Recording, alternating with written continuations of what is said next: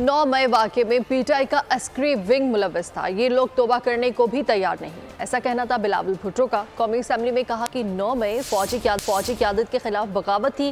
पहले पंजाब को बुज़दार मिला, अब केपी को अली अमीन गंडापुर जैसा तोहफा दिया गया है। बिलावल ने मज़ीद कहा कि बैरून मुल्क से गंदम मंगाने से किसान तबाह हो गया। वज़ीर-ए-आज़म मुल्ज़िमान को सज़ा दिलवाएं। उनका कहना था कि अपोजिशन को बजट साजी में शामिल किया जाए।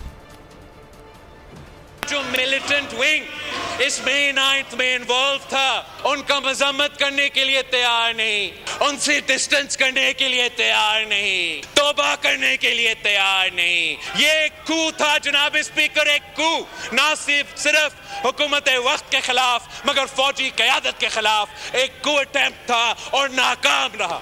पिछली दफा पंजाब को बुज़दार की सूरत में तोहफा, इस दफा इस किस्म का चीफ मिनिस्टर दिलवा दिया।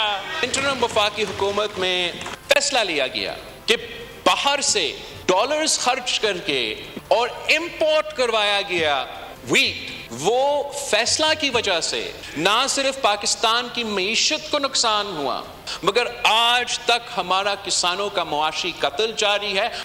वज़ीर-ए-आज़म शहबाज शरीफ साहब को ढूंढना चाहिए कि ये कौन से ब्यूरोक्रेट्स हैं, कौन से मिनिस्टर्स हैं जो इस स्कैंडल में मुलव्विस थे, उनके खिलाफ एक्शन लेना चाहिए। सब्सक्राइब करें और बेल दबाएं ताकि कोई खबर रह न जाए।